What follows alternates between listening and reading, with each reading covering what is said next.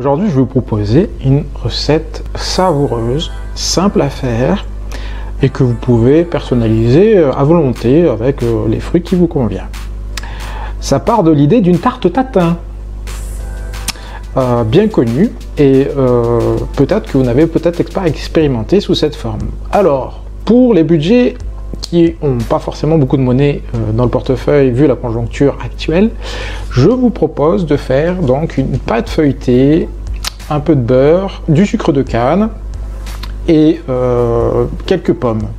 La marque Golden de France est très facile à cuire puisqu'elle a une tendance à faciliter la prise du sucre sans trop se détériorer à la cuisson. Donc on va simplement évidemment évider l'intérieur de la pomme puisque l'axe central est un peu indigeste. Il y a donc la queue et les pépins à enlever, et cet ustensile assez facile à trouver dans n'importe quel magasin ou supermarché vous permettra heureusement de vous faciliter le travail, surtout si vous avez de nombreuses pommes à faire. Donc pensez à mettre bien la queue de la pomme dans le bon sens, vers l'extrémité, pour pouvoir faciliter le retrait de la matière lorsqu'elle est enlevée. Pour toutes les pommes, ça vous facilitera la tâche. Et ensuite, évidemment, n'oubliez pas que vous avez un petit temps à consacrer pour pouvoir éplucher la totalité des pommes. Donc, moi, je n'ai fait une recette que pour 3 ou 4 personnes. Donc, il vous suffit de compter le nombre de pommes qu'il y a sur l'écran. Vous voyez, il n'y en a pas beaucoup. Mais vous pouvez augmenter pour bien remplir le plat. Cela dépend des appétits de chacun et de la gourmandise surtout. Et si vous n'avez pas forcément les moyens, adaptez le plat aussi en nombre de pommes. Parce que en ce qui concerne la grandeur de la pâte, surtout dans les supermarchés, puisque c'est moins cher, souvent, choisissez déjà la pâte feuilletée, hein, n'oubliez pas, parfois la moins chère suffisante parce qu'elles sont assez bien faites, et voici ce que ça donne globalement dans le plat une fois que c'est épluché. Alors on va pas les laisser comme ça, on va pas les laisser en gros morceaux non plus. Cette recette va être faite plutôt avec des morceaux assez moyens, pas trop fins, donc c'est pas sous l'idée de faire ça sous la même perspective qu'une tarte où on les coupe en lamelles. On va pas les faire non plus en tarte tatin où parfois on a presque la pomme entière qui est cuite. Bon, là on va la faire simplement en morceaux. On va aussi beurrer le moule, qui est un plat à tarte traditionnel, hein. On peut faire n'importe quelle quiche ou tarte dans ce moule là, dans ce plat, et on va beurrer la partie intérieure pour faciliter évidemment la cuisson et le retrait des aliments de l'aliment une fois que c'est cuit. Ça évitera de faire des tâches et de rendre difficile le nettoyage. Donc je vous fais ça à la main, c'est assez simple. Il n'y a rien de plus naturel que de pouvoir mettre le beurre dans le moule, mais dans les parties un peu compliquées qui sont les creux, les coins du plat. Et le reste, on va le mettre dans, si vous en reste dans les doigts, on va le mettre tout simplement à cuire, puisque évidemment les pommes, on va les pré-cuire à la poêle avant de les mettre au four. Donc il y a 2 cuissons. Et on va faire donc, en plus de beurrer le plat, le moule, on va beurrer aussi la poêle et ne mettre que ça. Très peu de beurre en fait. Je sais qu'il y en a qui adorent ça et qui en rajouteraient. Et je rappelle que c'est du beurre demi-sel. C'est intéressant de savoir qu'il y a plusieurs beurres qui peuvent donner des goûts, et donc le choix de votre beurre est primordial. Si vous choisissez le beurre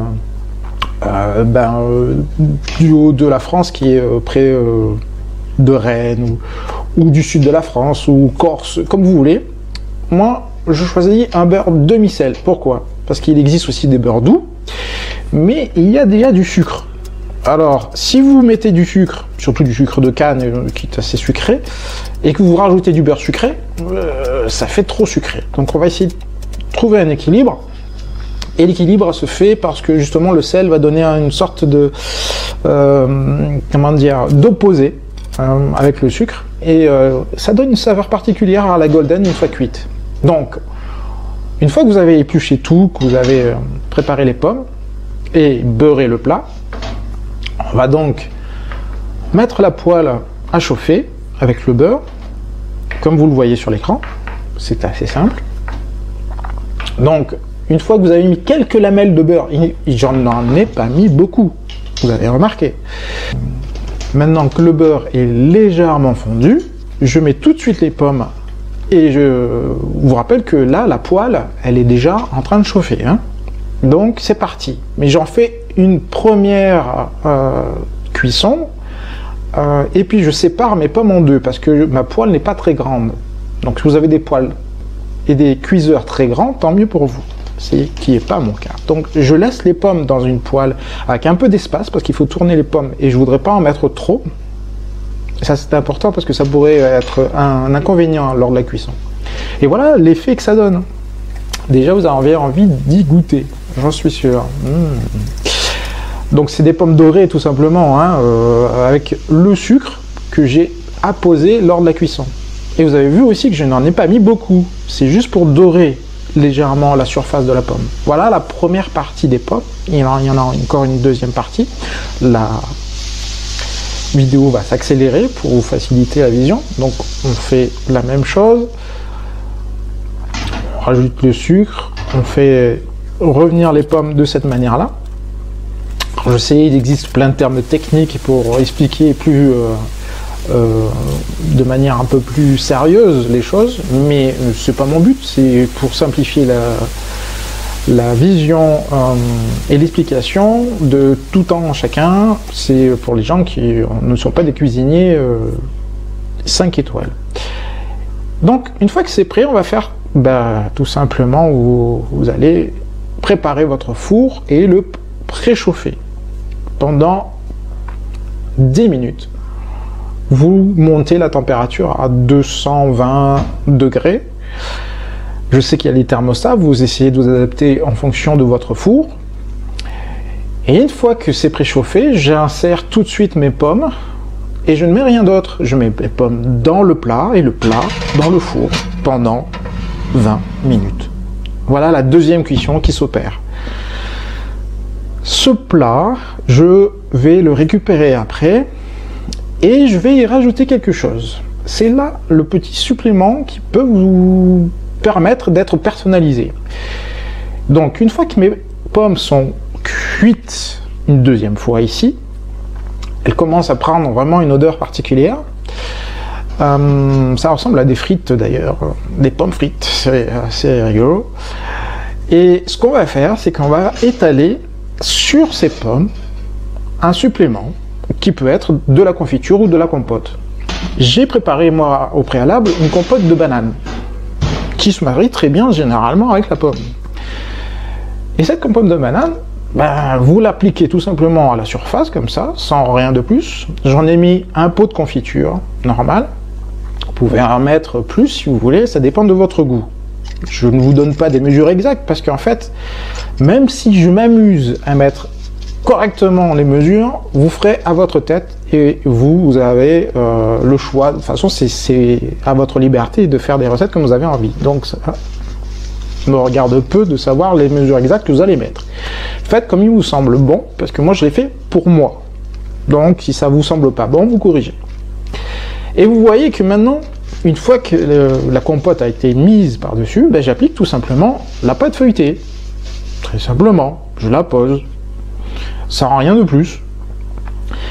J'essaye d'éviter de laisser les bordures sortir du plat, parce que ça pourrait coller sur le plat, et évidemment trop cuire sur les bords, ça sert à rien. Donc autant profiter de cette pâte et l'intégrer à l'intérieur. Elle sera très bien répartie de toute manière, puisqu'elle est assez souple et c'est une pâte feuilletée. Une fois que l'ensemble est prêt, vos pommes, la compote et la pâte, et bien voilà, on va remettre une dernière fois à cuire pendant 30 minutes. Et au regard de cette dernière cuisson, vous laissez le four c'est 30 minutes, vous l'éteignez, vous laissez reposer un petit peu pour éviter de vous brûler et vous pouvez commencer à manger même aujourd'hui. Mais je vous conseille d'attendre un petit peu, quelques heures, voire faire le gâteau plutôt le matin pour l'après-midi, vous voyez, ou le soir pour le lendemain matin. Le goût a changé même et peut-être à une autre saveur qui pourrait vous intéresser. Ceci dit, vous avez entendu le craquement. C'est onctueux. Alors, pour prendre soin de faire des parts, parce que j'en ai fait une grosse pour moi et c'était que pour moi, évidemment, vous choisissez des plats en fonction du nombre de personnes, vous choisissez la quantité de pommes et l'épaisseur du plat qui vous convient. C'est très facile à manger, c'est très bon, ça se marie très facilement avec de la glace, un sorbet et d'autres boissons, un digestif. Faites-vous plaisir, bon appétit et à très bientôt.